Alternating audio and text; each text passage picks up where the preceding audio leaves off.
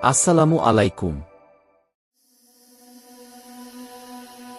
মহান সৃষ্টিকর্তা আল্লাহ রাব্বুল আলামিন পবিত্র কুরআনের একদম শুরুর দিকে অর্থাৎ দ্বিতীয় সূরা সূরাতুল বাকারায় বলেছেন, আর আমি অবশ্যই তোমাদেরকে পরীক্ষা করব কিছুটা ভীতি, ক্ষুধা এবং জানমাল ও ফলফলাদির স্বল্পতার মাধ্যমে, আর তুমি ধৈর্যশীলদের সুসংবাদ দাও।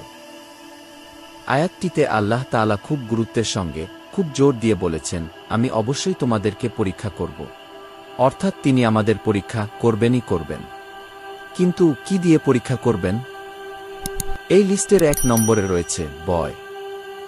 এখন আপনাদের মনে প্রশ্ন জাগতে পারে, ভয় দেখিয়ে কিভাবে পরীক্ষা করবেন? যেমন ধরুন, আপনি আপনার ইনকাম নিয়ে চিন্তিত, আপনার বিয়ে নিয়ে চিন্তিত, আপনার পরিবারের নিরাপত্তা নিয়ে চিন্তিত, আপনার অসুস্থতা নিয়ে চিন্তিত, আপনার জমি জমা নিয়ে চিন্তিত, আপনার খাদ্যের যোগান নিয়ে চিন্তিত, ইত্যাদি আরও নানান ধরনের চিন্তায় আপনি ভীত, আপনি দিশাহারা, আপনি উদ্বিগ্ন, আর এগুলো আপনার ঈমানী পরীক্ষারই অংশ। আপনার মনে হতে পারে, আমি যে দেশে বাস করি সে দেশ ব্যতীত অন্য সকল দেশের মানুষ আরামে সুখে শান্তিতে জীবন যাপন করে।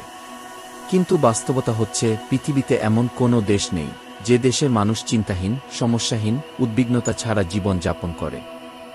দেখা যায় সবচেয়ে উন্নত রাষ্ট্রগুলোই সবচেয়ে ভয়ানক চ্যালেঞ্জের মুখোমুখি হয়, এবং তা হরহামেশাই। কিন্তু আমাদের এত কিসের ভীতি, কিসের এত উদ্বিগ্নতা আমাদের? যদি প্রাপ্ত বয়স্ক একজন ব্যক্তিকে প্রশ্ন করা হয়, আপনি কি নিয়ে বেশি চিন্তিত বা উদ্বিগ্ন থাকেন, দেখা যাবে সেই ব্যক্তি বিশাল একটি লিস্ট তৈরি করে ফেলেছেন উনার উদ্বিগ্নতার কারণগুলো নিয়ে, কিন্তু তারপরও লিস্ট শেষ হচ্ছে না। ব্যক্তিটিকে যদি আবার প্রশ্ন করা হয়, আপনি কতদিন যাবৎ এই উদ্বিগ্নতা, এই চিন্তা বা ভীতি নিয়ে জীবন যাপন করছেন, আমি নিশ্চিত ব্যক্তিটি বলবেন 20 থেকে 30 বছর হল। তো এত চিন্তা বা উদ্বিগ্নতা নিয়ে এত দীর্ঘ সময় আপনি কিভাবে অতিবাহিত করলেন? কে আপনাকে দেখে রেখেছেন এই সময়টাতে? উত্তরটা আমরা সবাই জানি, তিনি মহামহিম আল্লাহ রাব্বুল আলামিন। আমি নিশ্চিতভাবে বলতে পারি, আপনি বর্তমান যে পরিস্থিতিতে আছেন সেই পরিস্থিতি আপনার অতীত থেকে ভালো।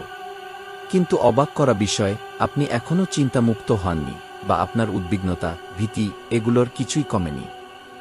যখন আপনার কিছুই ছিল না তখনও আপনি উদ্বিগ্ন ছিলেন, এখন আপনার অনেক কিছু আছে, কিন্তু এখনও আপনি আগের থেকেও বেশি উদ্বিগ্ন, বেশি চিন্তিত। কিন্তু কেন? কারণ আমরা আল্লাহ তাআলার উপর ভরসা করি না, উনার উপর নির্ভর করে আমাদের জীবন পরিচালনা করি না। আর এখানেই প্রধান সমস্যা। আল্লাহ তাআলার উপর ভরসা করুন। পবিত্র কুরআনে বর্ণিত রয়েছে, চিন্তা করো না, আল্লাহ আমাদের সঙ্গে আছেন। এছাড়াও আল্লাহ রাব্বুল আলামিন আরও বলেছেন, তোমরা ভয় করো না, আমি তো তোমাদের সাথেই আছি, আমি সব কিছু শুনি ও লক্ষ্য করি। তো এত কিসের চিন্তা আমাদের, যেখানে স্বয়ং আল্লাহ তাআলা বলেছেন উনি আমাদের সাথেই আছেন? আল্লাহর প্রতি বিশ্বাস রাখুন আর আগে বাড়ুন।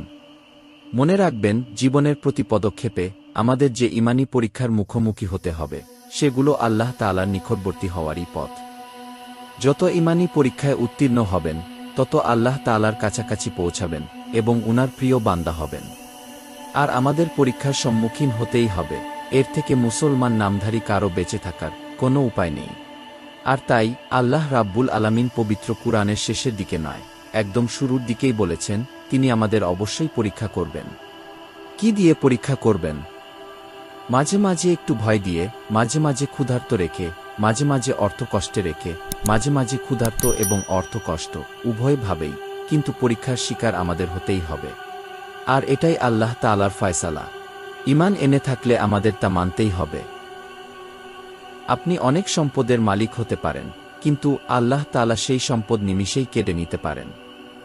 হতে পারে আপনি চুরি বা ডাকাতির শিকার হলেন, বাসায় আগুন লেগে গেল, অথবা ভূমিকম্পে আপনার বাড়ি ভেঙে চুরমার হয়ে গেল। আপনি অবাক হয়ে ভাবছেন, এটা কি হলো?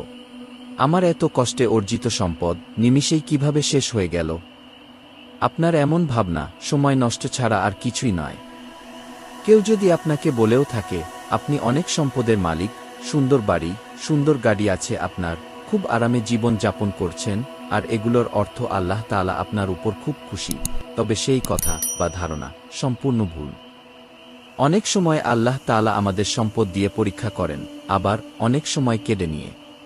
আর এই পরীক্ষার জন্যই আমাদের দুনিয়ায় পাঠানো হয়েছে, তাই পরীক্ষা তো দিতেই হবে। আপনি যত বড় বিপদেই থাকেন না কেন, আপনার থেকেও বড় বিপদে কেউ না কেউ অবশ্যই আছে। তাই সর্বদা আল্লাহর দরবারে শুকরিয়া আদায় করুন এবং উনার উপর ভরসা করে সামনে অগ্রসর হন। আল্লাহ রাব্বুল আলামিন আমাদের সকলকে ঈমানী পরীক্ষায় উত্তীর্ণ হয়ে আপনার নৈকট্য লাভের তৌফিক দান করুন। আমিন।